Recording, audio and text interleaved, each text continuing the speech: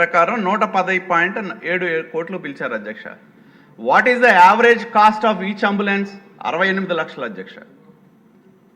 First ఫేజ్లోనేమో 82 లక్షలు అయింది మీ government ప్రభుత్వ పరంగా మీరు ఇచ్చిన లెక్కల ప్రకారం. రెండో ఫేజ్లో యావరేజ్ కాస్ట్ వచ్చి 68 లక్షలు అయింది. ఏది మీరు వెహికల్ ఎక్స్పెండిచర్ కావచ్చు, ఆపరేటింగ్ కాస్ట్లు కావచ్చు, ఇవన్నీ అంటే మొదటి ఫేజ్కి రెండో ఫేజ్కే మీ దగ్గర ప్రభుత్వం ఉన్న లెక్కల ప్రకారం 14 లక్షల తేడా ఉంది అధ్యక్ష ఒక్కొక్క వెహికల్కి.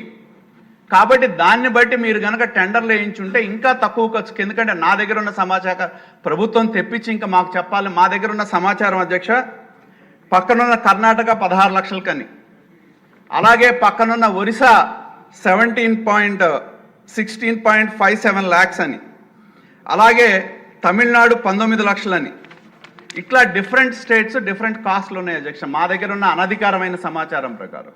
నేను గౌరవ మంత్రి గారిని చెప్పేది ఏంటంటే, ప్రభుత్వ పరంగా మీరు కంపారిటివ్ ఏంటి, ఈ రాష్ట్రంలో ఎంత కొన్నారు, మీరు కొన్న operating non operating expenditure vehicle expenditure ఎంత, నాన్ ఆపరేటింగ్ ఎక్స్పెండిచర్ ఎంత ఖచ్చితంగా ఎందుకంటే ఇది ఒక పెద్ద దోపిడీ అధ్యక్ష. నేను చెప్తా ఉన్నా, గవర్నమెంట్ ఉన్నత స్థాయిలో అధికారులు కుమ్మక్కైతే ప్రభుత్వ డబ్బుని ప్రజల డబ్బుని ఏ విధంగా అడ్డగోలుగా దోపిడీ చేయొచ్చో ఈ మొబైల్ వెటర్నరీ క్లినిక్స్ అనేది ఒక ఉదాహరణ అధ్యక్ష. ఎందుకంటే గతంలో ప్రభుత్వ పథకం అంటే దోపిడీ అధ్యక్ష నాకు.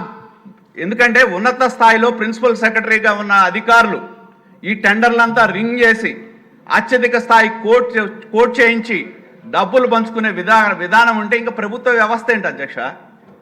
కాబట్టి నేను కోరుతా ఉన్నా మంత్రి గారిని, దీని మీద మీరు సమగ్రమైన అందుట్లో అధ్యక్ష దీని కండిషన్స్లో ఒక ప్రతి 20 మొబైల్ వెటర్నరీ క్లినిక్కి ఒక వెటర్నరీయన్ ఉండాలి, 2-3 కాల్ సెంటర్ ఎగ్జిక్యూటివ్స్ ఉండాలి అధ్యక్ష.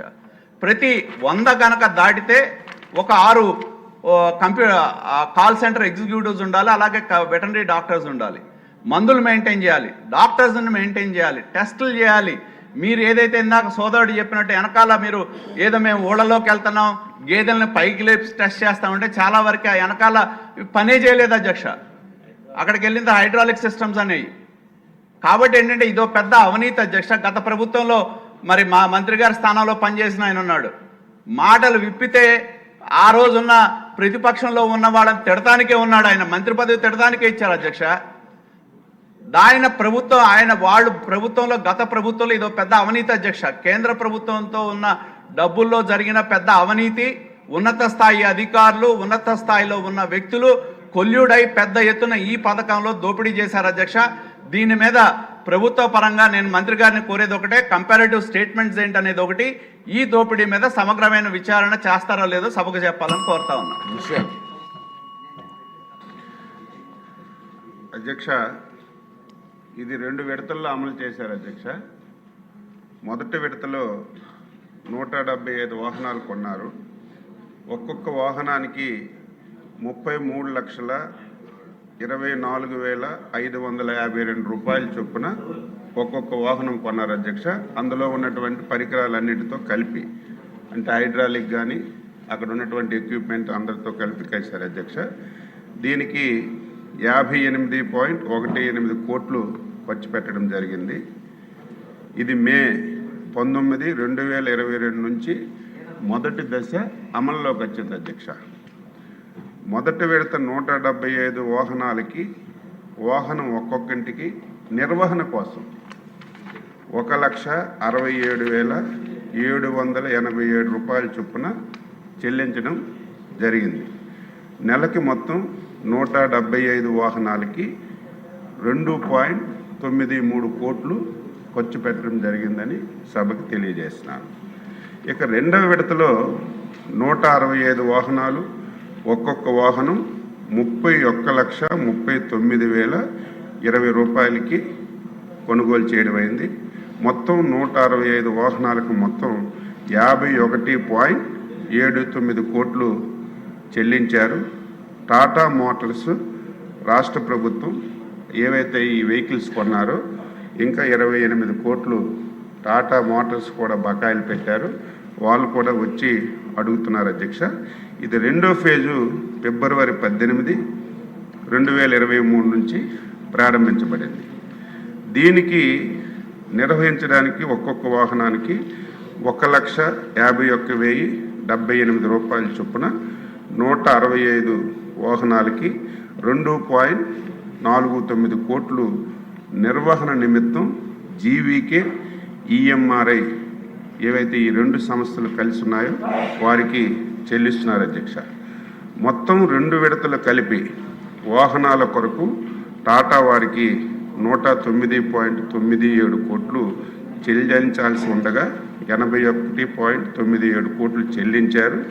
ఇంకా టాటా వారికి 28 కోట్లు బకాయిలు ఉన్నాయి అధ్యక్ష. నిర్వహణ నిమిత్తం నెలకి 340 వాహనాలకు గాను 5,42,00,000 చొప్పున జీవీకే, ఈఎంఆర్ఐ వారికి చెల్లిస్తున్నారు. ఫస్ట్ ఫేజ్ 175 వాహనాలు ఫిబ్రవరి 16, 2025 నుంచి ఆపేసాం అధ్యక్ష మనం వచ్చిన తర్వాత. ఎందుకంటే వాళ్ళు టెండర్ ప్రక్రియ పూర్తయిపోతుంది.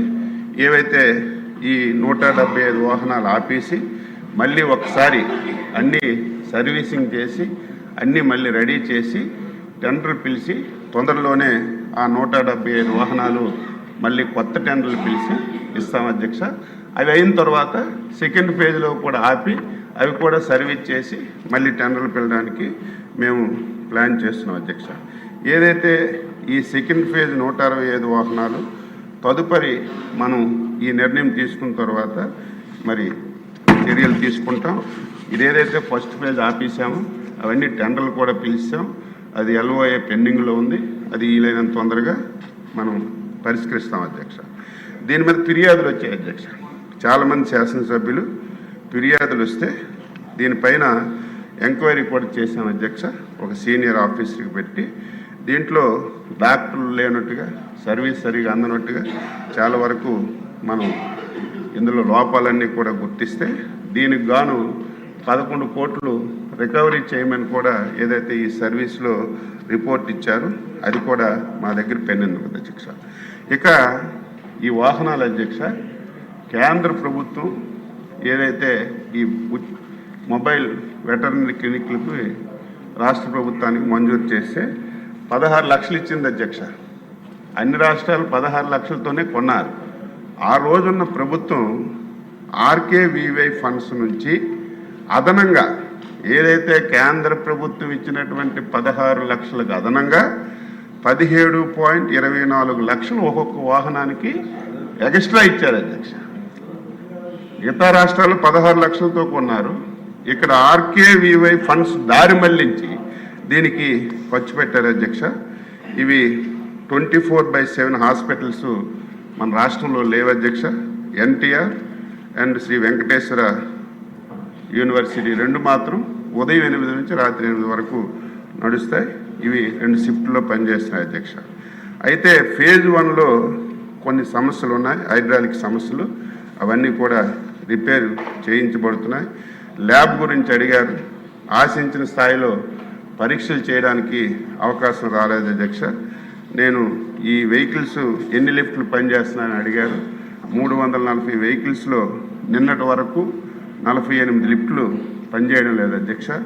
ఈరోజు నేను కూడా రివ్యూ చేస్తే ఏదైతే ఈ లిఫ్ట్లు ఉన్న వెహికల్ పెద్దగా ఉపకారంలోకి రాలేదు అధ్యక్ష. అందుకే దీన్ని కూడా కొద్ది మార్పు చేద్దాం. ఏదైతే మెడికల్ అండ్ హెల్త్లో 108, 104 ఉంది. 108 అయితే ఏదైనా యాక్సిడెంట్ జరిగితే ఎమర్జెన్సీకి వెళ్ళి తీసుకొస్తుంది. 104 అయితే ఒక్కొక్క రోజు ఒక్కొక్క గ్రామానికి వెళ్ళి అక్కడే మొబైల్ హాస్పిటల్ లాగా సేవలు అందించే పరిస్థితి మెడికల్ అండ్ హెల్త్లో ఉంది. చాలా